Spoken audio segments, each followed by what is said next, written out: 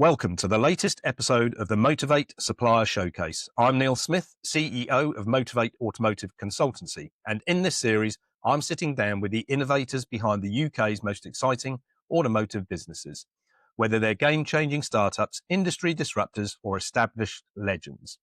We'll be diving into the latest digital and physical products currently shaking up the UK vehicle retail space. If it's making waves, we'll be covering it. My guest today is Scott Sibley, co-founder of Dealerway, a platform that transforms stock acquisition and disposal built by dealers for dealers. Scott is also MD of a successful used car retail business, Redgate Lodge. So this is a first for the Motorvate podcast, a supplier to the UK automotive industry and a used car retailer, all in one. Welcome, Scott, and thanks for being my guest on this, the latest episode of the Supplier Showcase podcast. Hi, Neil. How are you doing? You all right? Very good, thank you. Yourself? Yeah, good. Apart from I'm on antibiotics because I've got an infection, so I feel very spaced out. So if I come across a little bit like more strange than normal, that's the reason for it. I haven't been drinking. Good. That's probably good to get out there so that we don't get anybody starting to think about what the problem was. So look, I've known you for a while now, and you featured me on the Dealer Pod podcast earlier in the year. So thanks for that. Yeah. And this is me now really returning the favour. But to enable our viewers to get to know you a little better, a regular feature of this podcast series is the guest icebreaker. So please tell us 3 interesting facts about yourself, 2 of which are true and 1 that isn't. We'll then let the viewers dwell on this during the podcast. Well, I wrote these down because I'm prepared. First one, when I was in the Royal Marines, I got shot in the knee, and that was the reason why I came out the Marines. The second one is I used to own an outdoor advertising company. And the third one is I used to own a pie business called Sibley Pies. Sibley Pies. Sibley Pies. Sibley Pies, yeah. Traditional pie business. Nice. Right. Oh, I haven't got a clue which one of those is fake, so it'll be great to hear which one is at the end. So look, thanks for that, Scott. And as I said, I'll ask you to reveal which of those facts was fake at the end. Right. Okay, let's learn a little bit more about Scott Sibley. Tell me about you, your background, and how you ended up where you are today. Background, I didn't do particularly very well at school. I got 1 GCSE in woodwork, which I'm proud of because better than nothing. Left school, did hotel management training, and part of that training was to become a chef, which I started doing, being a chef. Moved on from that, had my own sandwich business, catering business, and then moved on from that. I was in retail, which was like computer games retailing, shops, stores, things like that. And then whilst I was doing that, I was selling cars from home and got the bug, and I thought it was relatively easy to sell cars from home, which we did. And then we built the business from there. The house is called Redgate Lodge, which we set up the website Redgate Lodge and started selling a few of the smaller cars. Got a little unit on industrial estate. We're there for 3 years, moved it down to Shiremore, where we've got the other site, and we've now got 3 sites, and we stock quite a few cars, quite a large team, and that's where we are today, short version. Brilliant. Okay. And still successful, still selling lots of cars? Yeah, we're trying to do 150 a month, 150 to 200 a month. We stock about 300 to 350. It's just very challenging. It's always challenging where to advertise, which packages to use. Yep. Car sourcing's difficult. Preparation's difficult. Looking at other dealers and thinking, they're putting cars out with 9 months MOT on and they haven't done any of the advisories and they're working on lesser margins, which, trying to get that across to consumers that, we're doing the job in a different way. The prep process, and we'll prep the cars higher standards. So it's trying comparing the same car from different dealers, which is always the challenge, and what benefits you buy from, getting a car from us against other dealers. So, that's always the challenge, I suppose. Yeah, I think you're right. And I think we found it back in Imperial days. The fact of the matter is now the aggregators are vanilla platforms and give you very little opportunity to promote your USPs over and above other dealers, right? Mm-hmm. And even though they have about the supplier or about the dealer, it's so hidden away now. The link to the website is so hidden away. I mean, it is just driving everybody down that price channel because, you want to be selling cars at, you want to be selling cars at a reasonable price, but if you're putting that amount of effort in up front, as we did, we were fastidious about our preparation. We had figures that we would properly refurb 3.7 wheels on every car because we knew that wheels were important, you Hmm. know, and Hmm. body repairs were done properly. And not, if a smart repair could be done on a small area, that was fine, but anything else was full paint, strip and Hmm. paint. So I think you're dead right from the sort of perception piece with consumers. There's very little opportunity now, unless you get them to your website, to tell everybody why your car might be a little bit more than the average or a little Hmm. bit more than low price, Hmm. but actually what they're getting with that is a hell of a great service. Yeah, I think it's just trying to get through to them that they're not necessarily just buying the car, they're buying the aftercare, the Yeah, support, the packages will come with it. And like you say, you could be £500 more than a garage who hasn't prepped their car to the same standard. Well, it's trying to say to them, give her the extra £500, but it's not overpriced, but the car's prepped properly. yeah, Like we do a 12 months MOT, no advisories. I mean, there's lots of dealers do that. We're not just like, one-off doing it.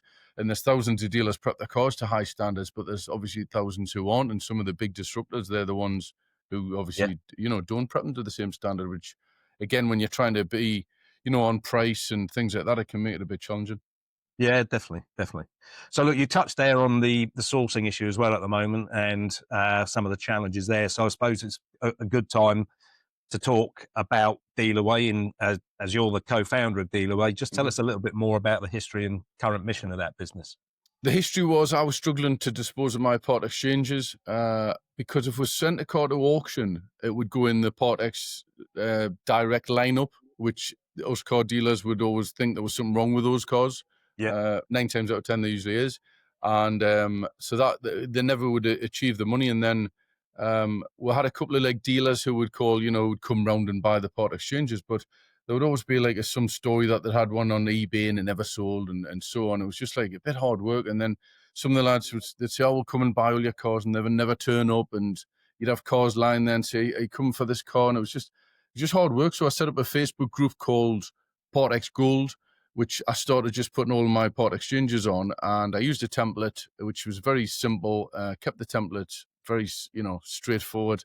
We yeah, just copied and pasted it, put the details in the car, made sure the cars were driven up to 70 miles an hour. If they had an engine management light on, we're doing the diagnostic checks. And then we were doing all the video, all the photographs or videos, full description of the car to make sure that it was right. And we started putting them on the group and they were just selling. I was just handballing these cars out, selling really fast, dead easy. And then there was a lot of buyers who were buying my cars who were repeat buyers, if you like. They would just yeah, send their drivers up. They weren't driving the cars. They would just trust us, and that's how we're disposing of it. And the group was working really well. And I got together with a good friend of mine, Stephen Douglas, who is very techie, if you like, which I'm definitely not.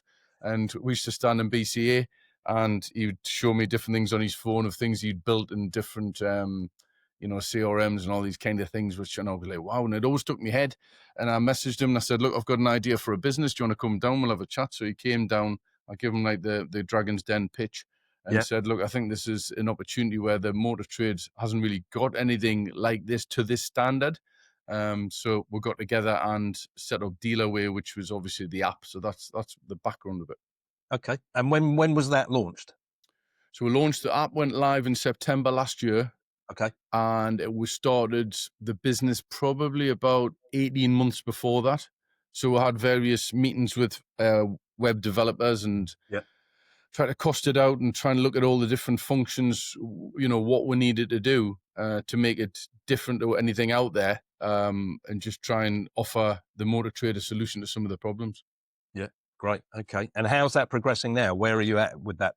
The app's up and running. It's built. When you launch an app like that, you expect there's going to be some little bugs and things that Yeah, don't work. So that was a little bit challenging. Stephen, obviously, that was his side of the business, so I didn't really get involved in that. I escaped that one. And Martin, who's our business development manager, he was very into the testing of it on a daily basis to make sure that that was working. We've added certain features since we launched it. We actually launched it and it was a little bit over-engineered. We did it very similar to Motorway, where it had like the silhouette around the image of the car where you line it up. And we got feedback from dealers saying it was a little bit long-winded. So it's probably okay if you're a consumer at home putting a car on, but when you want to upload multiple cars, yeah, so we wound that back a little bit and we changed some of the uploads for the images and made it the process faster to do it. On my YouTube channel, which we've just set up through Redgate Lodge, which is Honest Cars, I think we've got a feature in there where I was teaching my son William how to sell cars from home, and we did an episode on there, but we cover the actually uploading a car onto Dealerway Right. in one of the videos. And it doesn't take long, it takes seconds. Stephen does it for me downstairs, and he just uploads the cars on there. Okay. And how many subscribers you got now? Just roughly, where are you at with that? Probably just under 3,000. Okay. But we've got, to be honest with you, Neil, we've probably got more buyers on there than sellers. Yeah. So, and we've got some, I mean, the subscribers, we've got main dealers on there. We've got big car supermarkets, big supercar buyers. You know, there's a big mix of people who are on there, who've got the accounts, but it's just trying to get the cars on there. It's trying to get the volume on there, which is the challenge. Yeah. And I can, and look, these platforms will ultimately progress faster with more stock on there, won't they? And, you know, from your perspective and what you're doing, supporting the dealer community and giving them an option for disposal of vehicles that for someone else may be a perfectly retail ready vehicle, but it just doesn't match their profile. It's a very cost effective way to dispose of that and to buy through that channel, isn't it? Well, it is. I mean, we've set up the filters with notifications. So, you know, a dealer can, you know, put in all the filters so they don't have to go on the app all the time. And if something fits what they're looking for, they'll get a ping on their phone or a notification. Yeah. And not many people use the feature, which is frustrating. Right. Yeah. We also set up like a counter offer facility. So if a car's not met the reserve, you know, the buyer and the seller can do like a negotiation themselves. Yeah. And I was in London last week with CarWow when they were going to do, you know, they suggested that in the meeting that they're going to, you know, come up with a counter offer. And I didn't say it, but I felt like saying, you know, we did that on Dealerway and the dealers still don't use it. So we have the guys on the office where they'll ring the seller and the buyer and they'll try and, you know, get them to, you know, you're only £200 away on the car. Would you go a little bit more? And then they're getting the deal on. So you're doing some triage of those communications to try and get that done. And I think, look, with the best will in the world and not putting dealers down, I always see there's a certain apathy within dealers to adopt new technology, but also to make the most of it. You know, I think where I've come from and buying in the past, you know, we had a team of 7 buyers at Imperial. Everything was automated back from 2017. So they had to buy 350 cars each a month. We had all the data coming in from Auto Trader. It was automated. There was no emotion in that process. And to buy volume, we had to be buying from the big sourcing companies, big auctions. Now, when you're a smaller dealer, there's the real opportunity. If you put time and effort in, you can go and source good quality cars for way less than you pay through the likes of those auction channels. I think the problem is buyers, and I don't think it's lazy. I think it's just time. That it's easier to log into an auction channel that's got 3,000 cars available and buy your 30 cars there, isn't it? But is it cost effective? No. You know, you're probably ending up paying. I mean, I'll cite it again. I was with a dealer about 4 weeks ago, and they bought a £19,000 EV from BCA. They paid something like 800 quid fees, 264 delivery, £49 EV assured fee. You know, that's another grand on top of that vehicle. And if you try, and that's 5%, you know, if you try to get a margin, and it's just nearly impossible, isn't it? I used to buy in BCA, and you know, in the days when it was physical, and you'd stand there and they'd have some of the fleet sales going through, and some of the cars, what they were achieving, and I'd stand there and I'd have you got your phone and you got Auto Trader on, and they've got the identical car at a dealer for like £2,000 or £3,000 cheaper than that Merc what's just went through BCA. Yeah.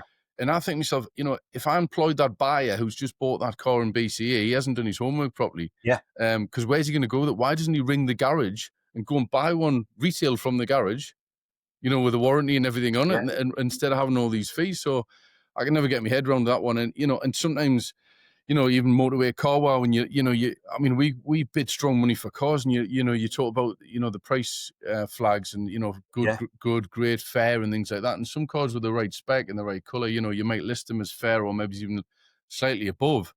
And they're doing like, you know, we're working on a tight margin, and they're doing like £2,000 or £3,000 more than what we would do. And I just always wonder where you're going with the cars, and it's whether those dealers are, you know, working on no profit on the car, and then just working on finance and products, which I think is a bit dangerous, because if you know, it depends on your penetration on finance and products. I don't know. All these business models are different. Yeah, they are. They are. And look, volume side, we were very much that business back in 2018, 19. We would probably end up realizing about £350 in the chassis out of a 14.5 grand average retail value. We'd, across all of our sales, we'd realize probably another £1,000 a unit in finance, comms, and warranty upsell. So, and that model worked to an extent, but elements of that weren't protected. Clearly, chassis was probably the only protected profit at that point, because someone could default on their finance or request a cancellation on the warranty within 14 days or whatever it was. And even more so now, probably around sort of remote sales, you haven't even got your chassis guaranteed, have you? Because someone can reject it.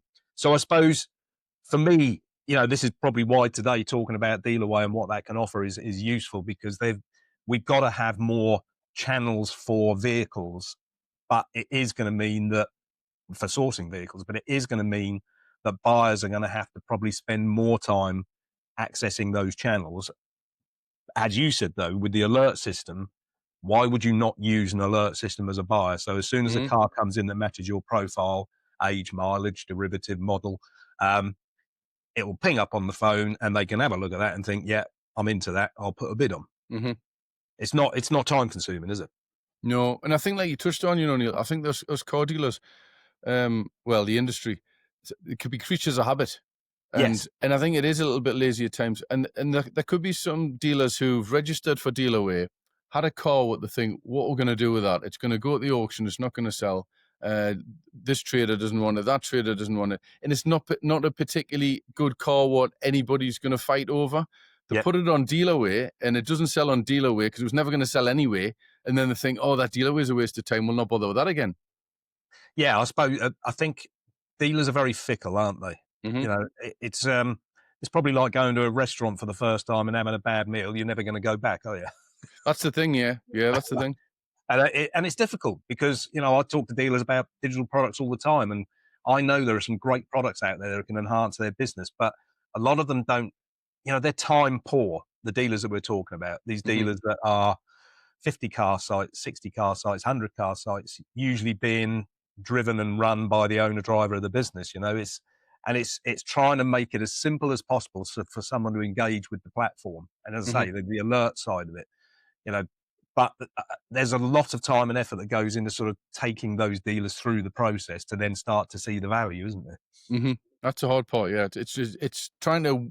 It's not educate them. That's probably the wrong word, but it's like winning them over and saying, look, this is something new. Because we said from the start, it's never going to be there to replace auctions or go up against auctions. I mean, there's huge dealer groups who'll use, volume dealers, and and they'll always use auctions. And initially, it was for more like trade to trade, where the likes of us, independent dealers, send the cars to the auctions, and they weren't doing the money because it goes in the product line, like I said earlier. And it was looking for an avenue where you could describe a car correctly and say it's been driven, and have the trust element in there, where a lot of it with these second-hand cars, again, we've touched on before as well, which is a lot of dealers find part exchanges a hindrance. They just want them gone. They're just they're a hassle. Well, really, if there's a profit opportunity in those those little cars, and if they present them correctly, there's surprising how much they can turn things around.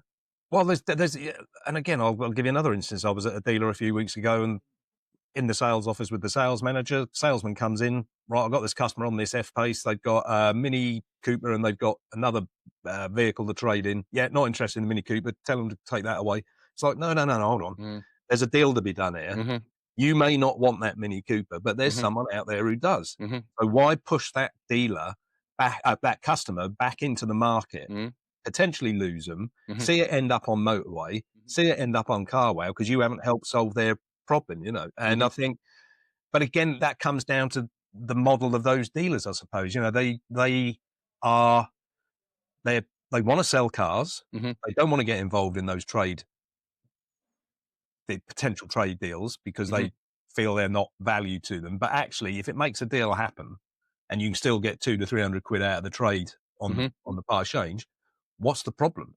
As long as you take the part exchange in right at the right money, you check it right. There's no horror stories, and the likes of dealer, you whack it onto Dealerway, and if it's like we've always said from the start, leave some margin there for the buyer. Don't be greedy. Don't put it on there looking for retail money. We used to do this on the template back in the day. I would say that's the retail on Auto Trader. This is your prep on the car. It needs a bonnet painted, a door, and wants 4 wheels. And there's a knock on the front, but we're checking it's a drop link. And I would do all the maths for everybody on the actual template and say, and it would leave the margin, whether it would be like 1,500 or 2,000 on like a cheaper car, And people were just saying, down to me. It was just putting the trust in there. So taking that car in part exchange, where we used to fail, I would say, back in the day, we would ring our 3 favorite traders who would come to buy our cars. And again, you'd ring them up a bit like that. We've got this Mini in here. Oh, I don't want it. You'd ring this one. I don't want it. You ring that one. I don't want it. If it goes to the auction, ring the auction. How much do you think this is going to do in the auction? In the Part X Direct lineup, it's going to bomb.